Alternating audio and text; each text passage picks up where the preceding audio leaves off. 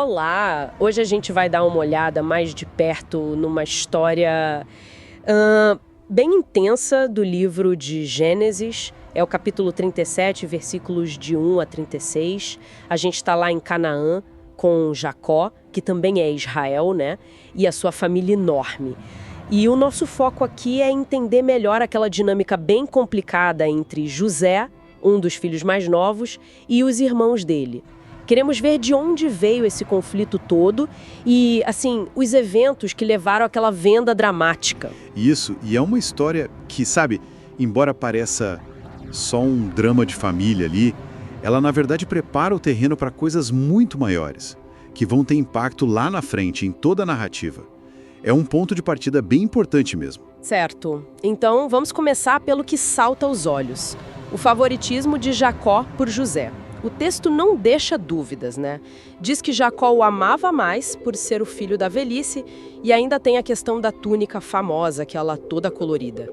E para piorar, parece que José, com 17 anos, levava umas fofocas, umas más notícias dos irmãos para o pai. Não parece a melhor fórmula para paz em casa, né? Definitivamente não. E essa túnica, olha, provavelmente era mais que só um presente. Talvez indicasse um status diferente. Quem sabe até isenção de alguns trabalhos, né? Isso só podia aumentar a sensação de injustiça para os outros irmãos. A reação deles é tipo imediata: ódio. O texto é claro, não podiam falar com ele pacificamente. O favoritismo do pai é sem dúvida o gatilho para o ressentimento. E como se não bastasse essa tensão toda, José vai lá e tem dois sonhos bem reveladores. Digamos, primeiro, os molhos de trigo dos irmãos se curvando para o molho dele. Depois, o sol, a lua e 11 estrelas, todos se inclinando para ele. E ele conta isso para os irmãos. O resultado, o texto diz que o odiaram ainda mais. Eu sempre me pergunto, sabe, o que levou ele a contar? Era só ingenuidade de jovem ou tinha um pouco de, sei lá, de provocação ali? É uma excelente questão. E a reação do pai, Jacó, ao segundo sonho, também é, assim, complexa. Primeiro, ele repreende José na frente de todo mundo, né? Questiona se ele, a mãe, os irmãos, iriam mesmo se curvar. Mas logo depois, a gente lê que seu pai guardava este negócio no seu coração. Tem uma tensão aí, né?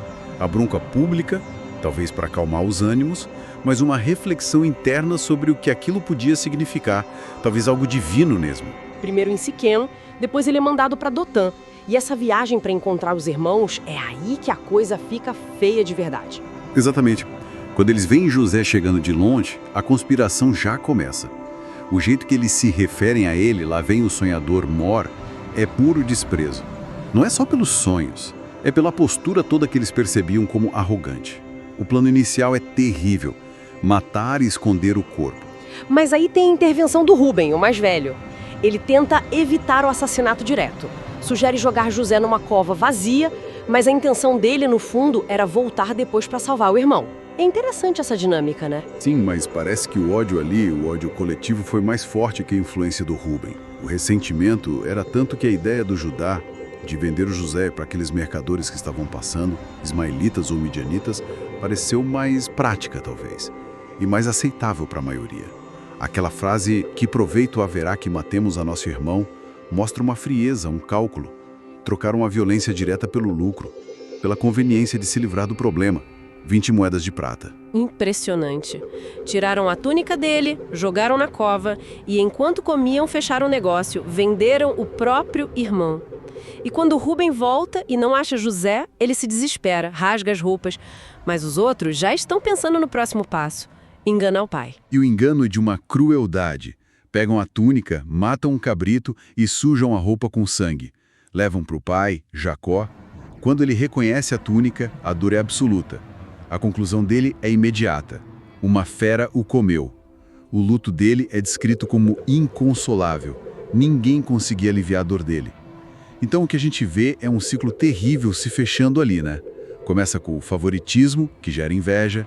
Essa inveja atiçada pelos sonhos explode em traição e venda, e termina com um engano que causa uma dor imensa na família. E o capítulo termina com José sendo levado para o Egito, vendido de novo, dessa vez para Potifar, um oficial do faraó.